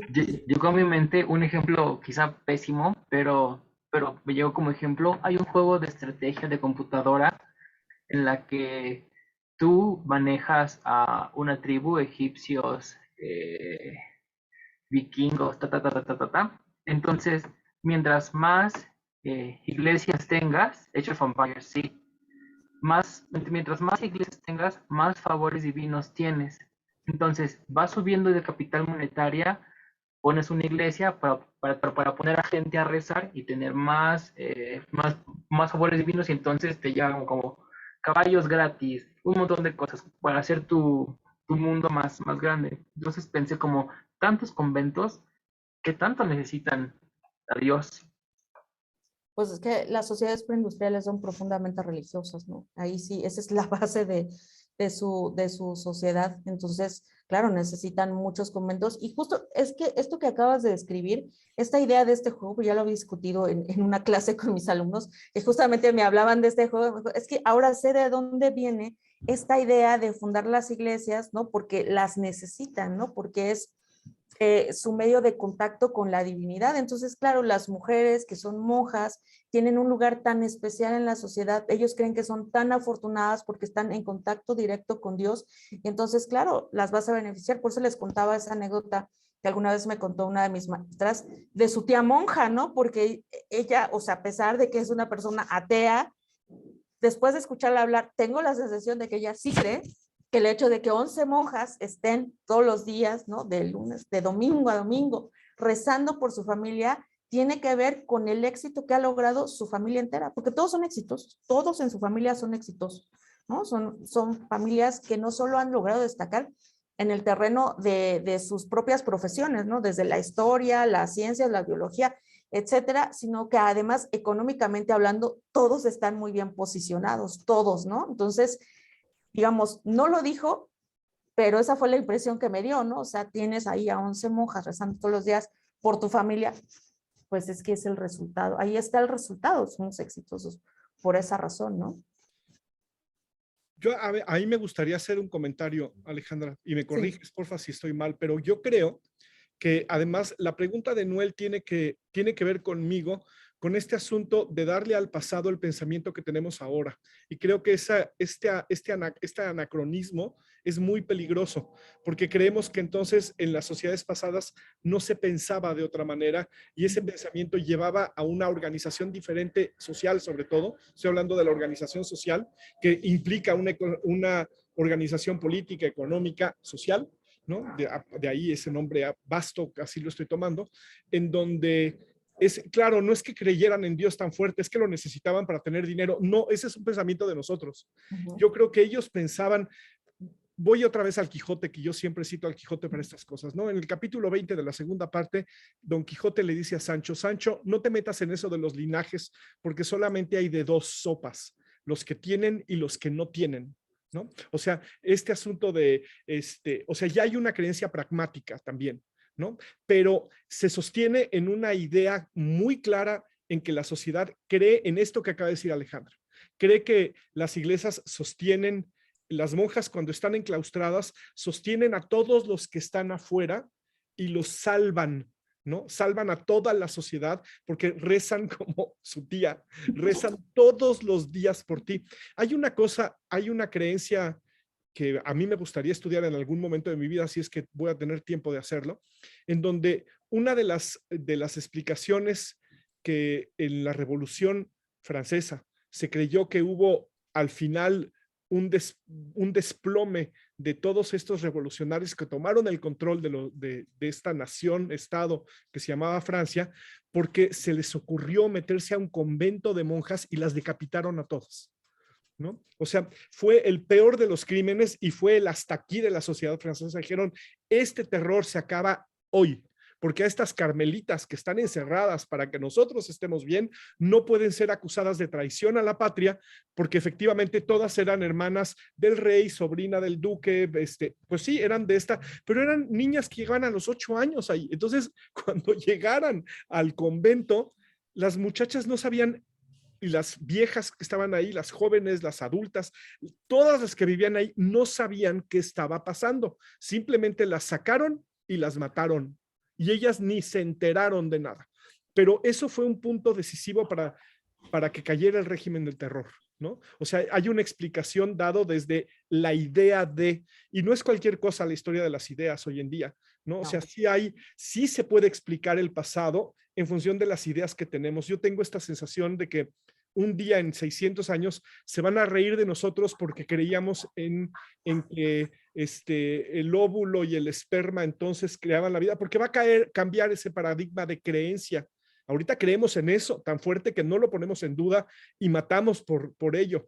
Así en el siglo XVI, en el siglo XVII, en la Nueva España se mataban por esas creencias, y simplemente también recordar que en estas sociedades preindustriales, sobre todo la española, había una cierta suerte de que fueras pobre, porque entonces te mereces el reino de Dios por haber nacido pobre. Muy diferente, como lo dice el Quijote, a estos linajes que caen en la desgracia de la pobreza o caen en la gracia de la pobreza, ¿no? Porque vas a tener otro tipo de beneficios, como el de meter a tu hija a un convento para que rece por todos los demás.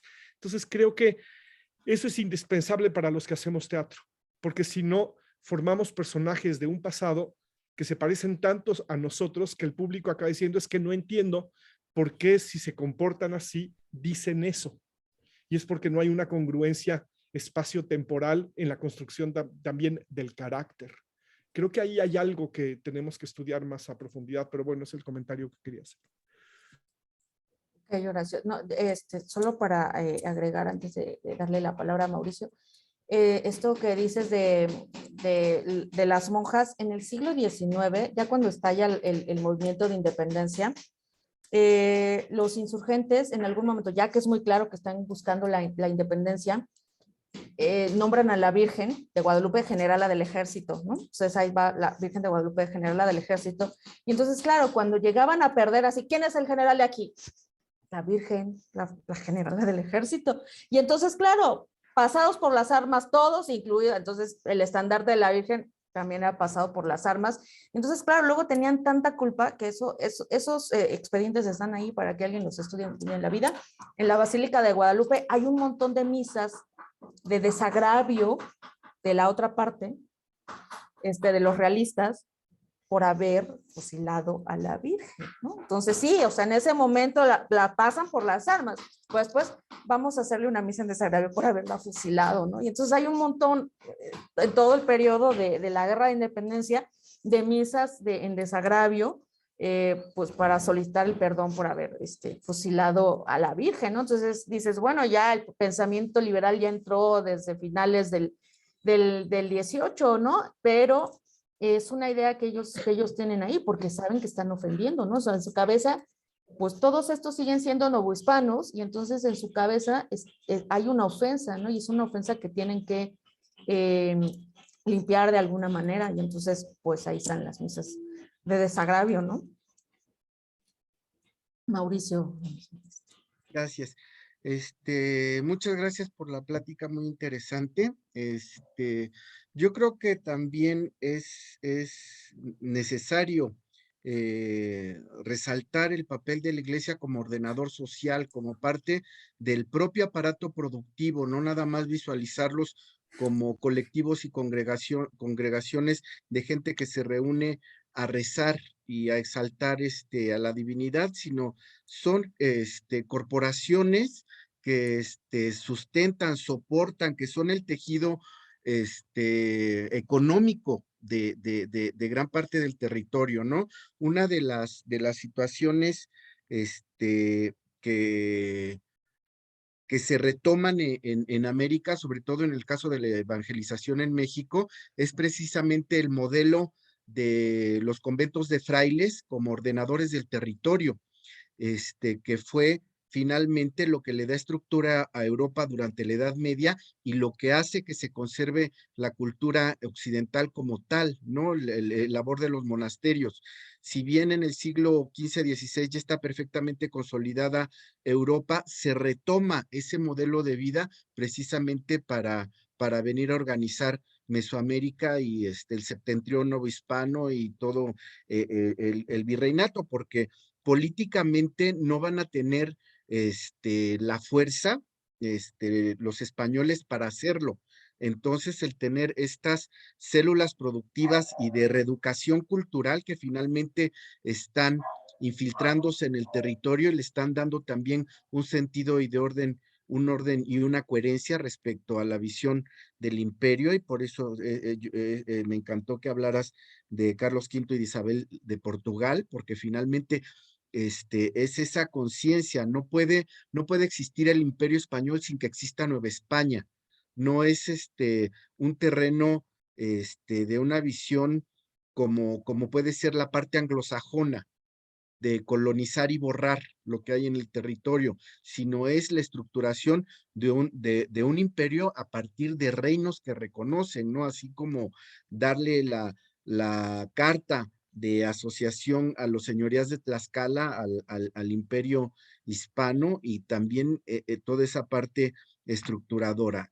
Y sobre todo, también que vinieron a un lugar donde había un alto grado de civilización y de desarrollo en muchísimos sentidos.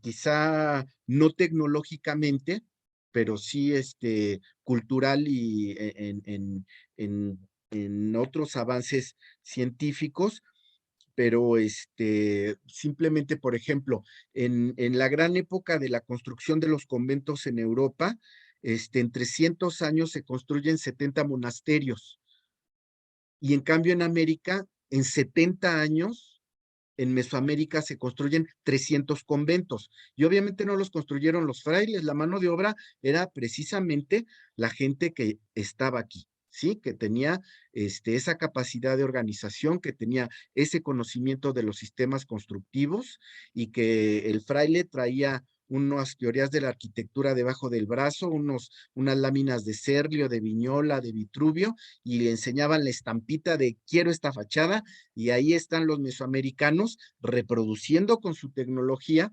precisamente la imagen que les están presentando y poniéndole de su cosecha, entonces fabricando también un producto híbrido, un producto americano 100%, y tejiendo finalmente una conciencia también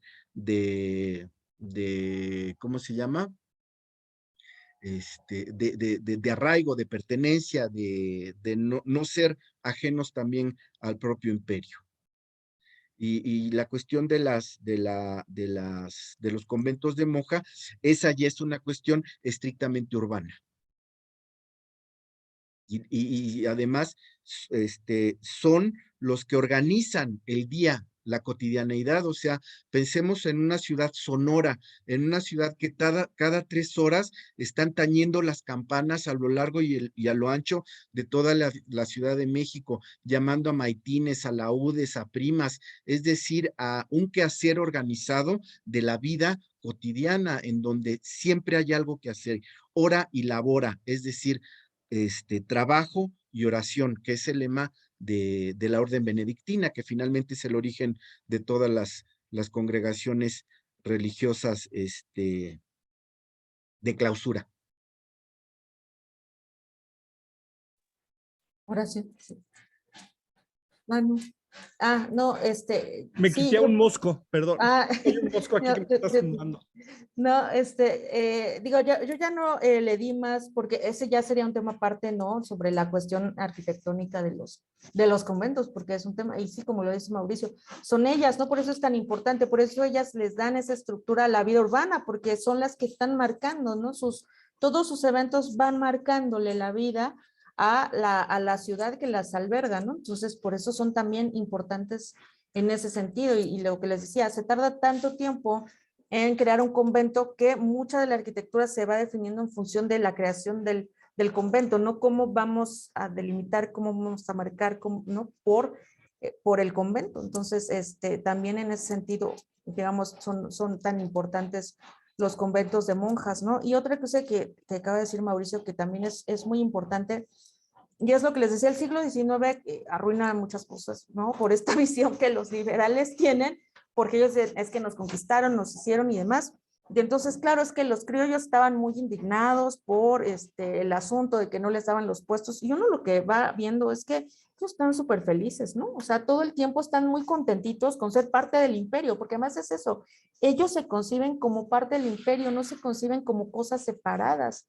Y en realidad lo que arruina todo son justamente las llamadas reformas borbónicas, que lo que intentan es recuperar un poquito lo que se puede, y además ellos tachan de corruptos a todos los criollos y demás, y entonces dicen hay que quitarles todo, y en el momento en el que atentan contra los privilegios que los Habsburgo les habían dado durante por lo menos 2 siglos de existencia, es cuando deciden poner un alto, ¿no? Y entonces un poco es lo que contribuye al proceso de independencia, pero en realidad esa idea de que estaban tan indignados, pues es una idea que tenemos nosotros, pero que ellos no tenían. Ellos son parte del imperio, se sienten parte del imperio, no tienen ninguna clase de problema, porque además no lo hemos estudiado mucho, pero así como existía el camino de España a la Nueva España, a la inversa también llegó a existir, ¿no? O sea, hay personajes que salen de la Nueva España y terminan en la corte, ¿no? Trabajando directamente con el rey. Entonces,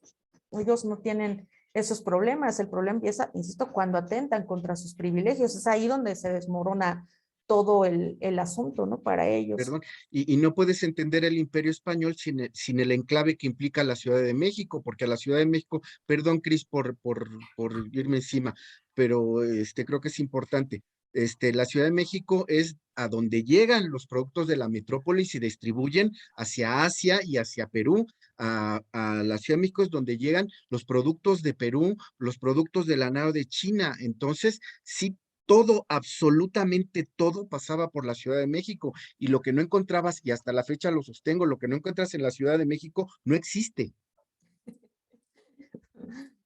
Sí, es lo que les decía cuando vemos la historiografía, que afortunadamente ahora ya empiezan a haber más estudios sobre el 17 novohispano, es que por lo menos los trabajos que se hacen desde la economía, desde historia económica, con el consulado de comerciantes mexicano, es que, o sea, ellos son los que están repartiendo el pastel, ellos son los que dominan el mundo, o sea, ellos imponen los precios, deciden qué se compran, ¿no? Por eso les decía, los catalanes y los aragoneses, que eran los que venían, ¿no? Los que tenían permiso de la corona para comerciar con la Nueva España, están tan enojados con la corona porque es que las élites locales, ¿no? El consulado impone los precios, y les decía, o sea, sabemos que así se juntaban, pues no les compramos hasta que nos bajen los precios, y entonces los otros hacían mucho enojo, pero pues tenían que bajar los precios porque los otros no les compraban, y claro, son los que están distribuyendo, están enojados también porque son los únicos que comercian. Bien lo acaba de decir mucho con la nao de China, ¿no? Entonces, ¿pero por qué les dan esos privilegios a ellos? Pues es que las élites, ¿no? Son las que están controlando, las que están ayudando a la corona con el resto de la población. Entonces, por supuesto, algún beneficio debes de darle, y los Habsburgo les dan un montón de beneficios a las élites, pues ellos están súper felices, ¿no? Cuando uno ve, por ejemplo, los testimonios, cada virrey que salía le dejaba como una serie de instrucciones a su sucesor, ¿no? Y entonces, así, el último, el primer gobernante, el primer virrey de la casa ya de Borbón, así de, pues aquí las élites todos son súper felices, ¿no? Ellos están súper contentos con pertenecer todo el tiempo lo están diciendo, ¿no? O sea, que mientras no los toques no va a pasar absolutamente nada, ¿no? Y los virreyes son muy conscientes de eso, ¿no? Ya cuando llega Gálvez ya es otra historia, ¿no? Probablemente la locura que le da cuando se va a Sonora y demás, ¿no? Porque ese episodio es muy bonito. Eso tendríamos que, o sea, que hacer un guión sobre eso y llevarlo a la representación teatral cuando Gálvez enloquece y empieza a planear traer monos de Guatemala para espantar a los indígenas del norte y poder someterlos, ¿no? Cristina, perdona. Sí, no hay problema. Me gustó mucho ver a los conventos como espacio de memoria de su tiempo. Ahora ya queda muy poquito de los conventos, en algunos casos solo quedan las fachadas. pero es importantísimo ver estos espacios pues como espacio de memoria para toda esta gente que gracias a las cofradías construye estos espacios con una necesidad muy específica. Permítanme. Es que como tengo perros iban a empezar a ladrar como locos. Entonces, primero por ese lado me llama mucho la atención ver los espacios de esa manera. En segundo lugar, me remitió todo muchísimo al El Paraíso Occidental de Góngora, súper contemporáneo de Sor Juana, en donde plantean todas estas vicisitudes para construir el convento, no solo desde la parte espiritual, con la fundadora, que es esta Marina de la Cruz, sino también todo el horror que viven las monjas en un primer espacio horroroso, lleno de humedad, que se les enferman las monjas y todo les pasa, hasta que empiezan a recibir benefactores por la importancia que tiene el convento para su comunidad, y más adelante cómo estas monjas videntes, que son una figura interesantísima de la construcción de las religiosas en el virreinato, que la verdad no me he puesto a investigar si había monjas videntes en otros espacios, pero particularmente en este es muy interesante como, por ejemplo, en casos como en el de Guillén de Lampart, donde se va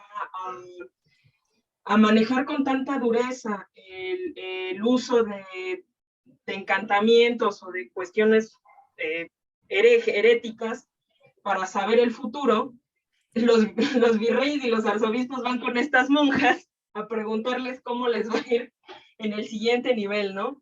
Entonces, pienso también en lo que dice Michel Desserteau con respecto al género literario de la geografía y cómo estos personajes van a validar la existencia de un grupo, la existencia de un espacio, y cómo muchas veces a Sor Juana se le ha visto extraída de su comunidad religiosa para analizarla como un sujeto atemporal, en donde carece de sentido su manejo social, porque no la insertan en su realidad virreinal del siglo en el que está viviendo, ¿no? Que es fundamental. Yo siempre creo que es fundamental siempre revisar a Sor Juana con toda la problemática que se está viviendo en su siglo.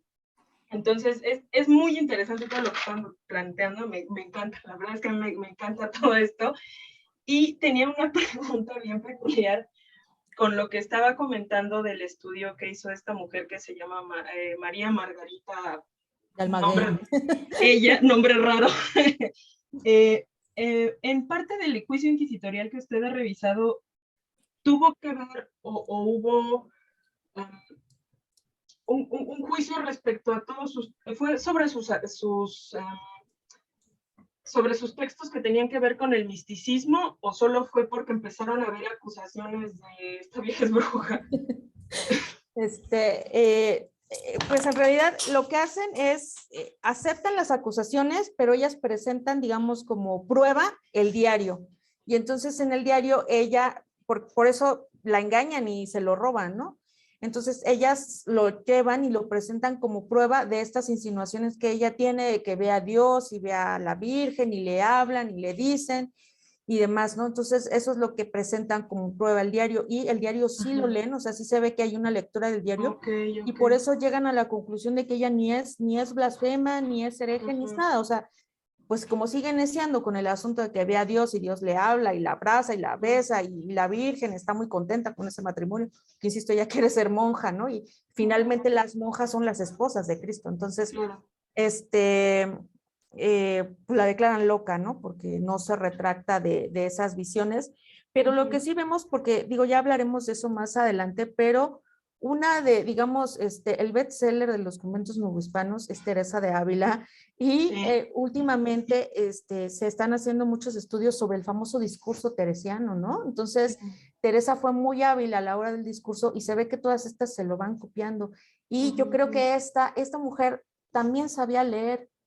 Y entonces hay momentos en que dices, ahí está Teresa, ahí está escribiendo bajo la influencia de Teresa, ¿no? Entonces, además es toda la retórica de la ejemplaridad que se va a generar a partir de la literatura conventual, o sea, con Teresa y con Juan de la Cruz, va más allá de estos doctores de la Iglesia de la Alta Edad Media, donde se va a construir toda la idea dogmática, filosófica de la fe, a pasar a un razonamiento sensorial de lo que significa el contacto con Dios, ¿no? Esta espina clavada en el pecho, como a nosotros nos encanta ver, es una ejemplaridad de estas mismas finezas de las que hablaba Sor Juana en la carta tenagórica, ¿no? O sea, distinguir con precisión no solo la pobreza como una de las finezas, sino también esta parte doliente o masoquista, podríamos decir ahora, de lo que significa el amor a Dios, tanto en la parte más elevada y más purificada, en el sentido de la plenitud del alma del que observa o el que presencia la iluminación divina, sino también estas partes muy bajas que la misma iglesia ponía en tela de juicio si no eran algo diabólico o algo enteramente religioso. Por eso me llama la atención, porque en los testimonios juramentados y todos esos estudios que se hacen con los aparicionismos de San Miguel, de Guadalupe, etcétera, hay mucha puntualidad en cómo se va a dar fe de que ese hecho es real a partir de un montón de cosas de derecho romano que cuesta trabajo entender con el tiempo, y de derecho canónico también. No, ya, es todo. Me gustó mucho su clase. Muchas gracias. Muchas gracias, Cristina. Sí, solo quería hacer un comentario, pero ya como que se me fue la onda. Ah, sí, claro, ya.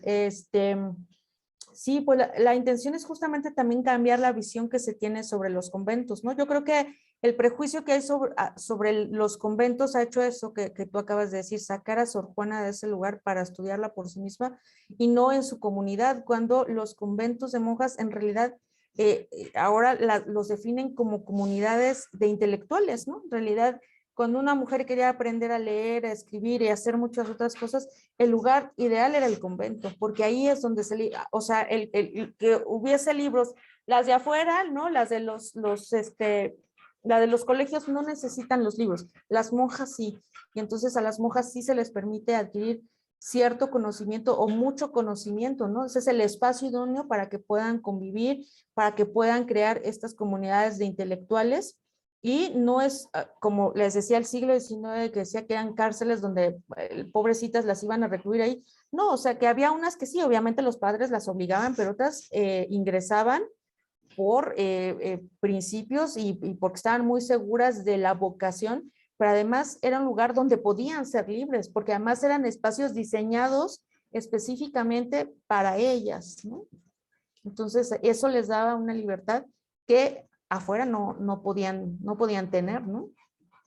Entonces, creo que sí es importante cambiar como esta imagen que tenemos de los conventos como lugares de represión hacia otro tipo de espacios donde una mujer, pues sí, como Sor Juana, como Teresa, pudieran florecer, ¿no? Como ellas y muchas más, porque además esta obra que mencionas, el de El Paraíso de Góngora, este que acabas de mencionar, ahora sabemos que las fuentes que utilizó fueron a las cronistas del convento. O sea, el convento tuvo 2 cronistas, ellas escribieron la crónica, la fundación, y él toma el manuscrito y a partir de eso elabora. O sea, que estamos viendo que las monjas escriben mucho y muy variado, no solo son asuntos religiosos, ¿no?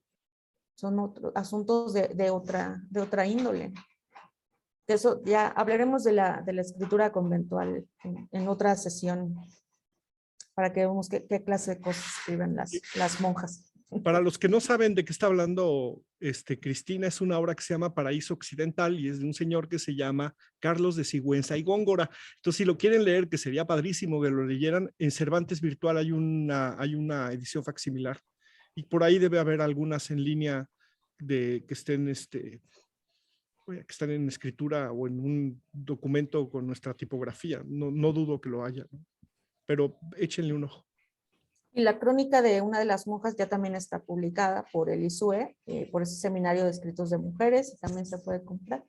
Entonces, para que vean ahí a la fuente de Góngora, ¿no? Escribiendo, porque además sí, es interesante, ¿no? Que es leerla a ella, ¿no? Como tal. Pues no sé si tengan alguna otra duda o pregunta o comentario. Aprovechen, niños. ¿No? No, parece que no. ¿No? Bueno, pues De mi parte sería, por el día de hoy sería todo. Gracias. Ya en la siguiente ya veremos todo lo que ustedes siempre quisieron saber sobre la vida conventual y nunca se atrevieron a preguntar. Muchas gracias, Ale. Muy bonita plática, Buena muy plática. interesante, muy instructiva. Gracias a ustedes por la atención. Gracias, Alejandro. Gracias. Muchas gracias. No, gracias a Muchas ustedes. gracias. Bueno. Voy a dejar de grabar.